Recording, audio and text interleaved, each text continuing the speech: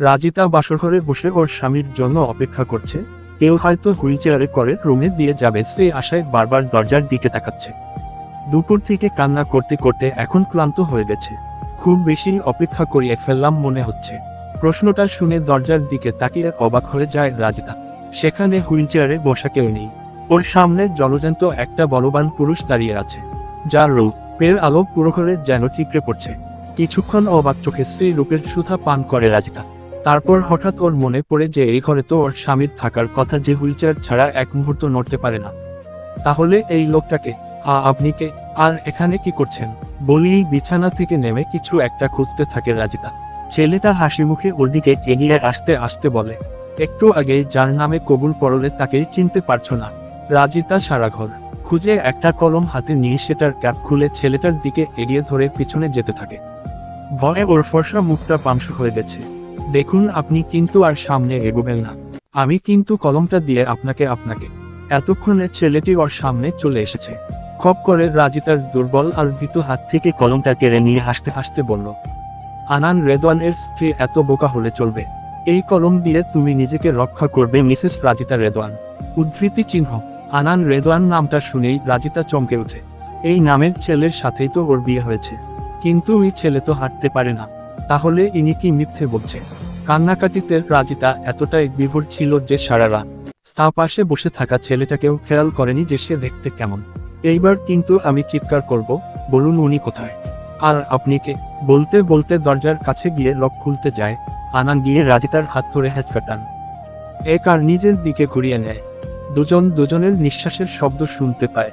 আনান অবাক চোখে রাজিতার ফুলে যাওয়া চোখ মুখ দেখতে থাকে। হঠাৎ রাজিতা অনেক জোরে চিৎকার করে ওঠে। আনান ভয় ওকে ছেড়ে দিলে রাজিতা কান্না করতে করতে দরজা খুলে বাইরে চলে যায়। ততক্ষণে দরজার সামনে আনানের বাবা তানজিব রহমান আর ওর মা সামিরা রহমান এসে গেছে। আনানের মাকে জড়িয়ে ধরে রাজিতা বলতে থাকে, আন্টি দেখুন, এই লোকটা আপনার ছেলেকে কোথায় লুকিয়ে রেখেছে। বলছে উনি নাকি আনান। এই মেয়ে আন্টি কি? হ্যাঁ মা বলো। শ্বশুরবাড়িতে প্রথম এসে শাশুড়িকে আন্টি বলছো? তোমার মা বাবা তোমাকে এই শিখিয়েছে? বলেই চেঁচাতে থাকে আনান। আনানের মা উল্টো আনানকে ধমক দিয়ে বলল, কি বলেছিস তুই ওকে? মেয়েটা কি পরিমাণ ভয় পেয়েছে দেখতে পাচ্ছিস না? রাজিতা দুজনের কথা শুনে কিছুই বুঝতে পারে না। আনানের মাকে আগেও দেখেছে ও তাই চিনে। রাজিতা চুপ হয়ে গেছে একদম। আনানের মা রাজিতার মাথায় হাত বুলিয়ে দিতে দিতে বলল, এটাই তো আনান মা। উদ্ধৃতি চিহ্ন। কিন্তু সবাই যে বলছিলেন উনি। হ্যাঁ, এটা আনানের পাগলামি ছিল। ওকে বলেছিলাম যে মেয়ের সাথে আলাদা দেখা করতে, কথা বলতে, কিন্তু ও জিদ ধরে বসেছিল যে মেয়েকে যেন ওর পরিচয় না দেওয়া হয়। বিয়ে যেহেতু করতেই হবে, কেউ কারোর সম্পর্কে না জেনে বিয়ে করবে, আর আমরা কেউ জানতাম না যে বিয়ে করতে ও হুইলচেয়ারে করে যাবে। এটাও ওর প্ল্যান ছিল। উদ্ধৃতি চিহ্ন। রাজিতা যেন নিজের কানকে বিশ্বাস করতে পারছে না। ও সবসময় চাইতো যে ওর জীবনে ড্রামাটিক কিছু হোক, কিন্তু এত ড্রামাটিক কিছু হবে কল্পনাও করতে পারেনি। তোমার কোনো বন্ধু তো আমাকে বিয়ে করতে রাজি হলো না, তুমি কেন হলে? আনানের প্রশ্ন শুনে ওর দিকে তাকালো রাজিতা। আসলেই কি এই লোকটা ওর স্বামী, নাকি ও আবার কোনো স্বপ্ন দেখছে? মাঝে মধ্যে এমন অদ্ভুত অদ্ভুত স্বপ্ন দেখে রাজিতা। আন্টি আমাকে একটা চিমটি কাটুন তো। উদ্ধৃতি চিহ্ন। বলেই আনানের মা ওর দিকে নিজের গালটা এগিয়ে দেয় রাজিতা। আনানের মা একাল এসে আনানকে উদ্দেশ্য করে বলল, আনু বাবা, বৌমাকে ঘরে নিয়ে যা, ওর একটু বিশ্রামের প্রয়োজন। একদিনে এতগুলো ধাক্কা সামলে উঠতে পারছে না।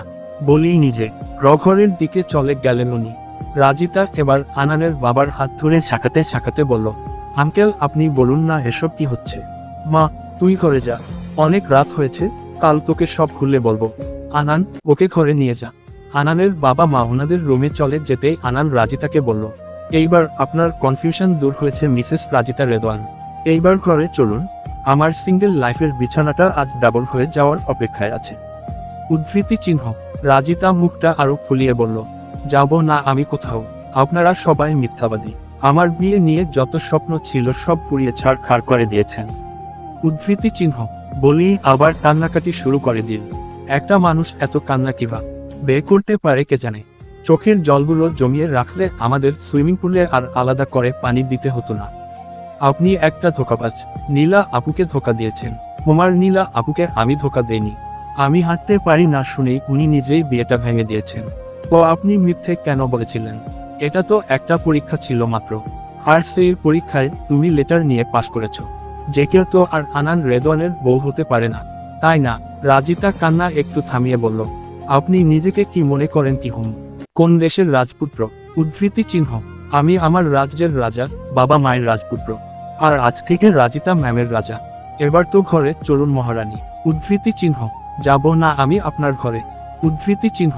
কথাটা বলতেই আনান মুহূর্তের মধ্যে রাজিতাকে কোলে তুলে নিল, আর আকাশের দিকে তাকিয়ে বলতে লাগলো, দেখেছো দাদু, তোমার ইচ্ছে পূরণ করতে গিয়ে আমাকে আজ এসব আলু পটলকে কোলে নিতে হচ্ছে। শুধু তাই নয়, আবার প্রশংসাও করতে হচ্ছে। হি, আমি আলু পটল, আর আপনি কি? আপনি তো একটা ডেন্স। আনানের কোলে থেকে চেঁচাতে থাকে রাজিতা, নো, ওটাও তুমি, কারণ ডেন্স তো লেডিস ফিঙ্গার।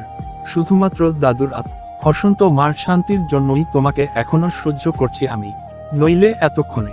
উদ্ধৃতি চিহ্ন। বলিয়েই বিছানায় নিয়ে ঠাস করে ফেলে দেয় রাজিতাকে। আসলে আনানের দাদু আর রাজিতার দাদু দুজন খুব ভালো বন্ধু ছিল।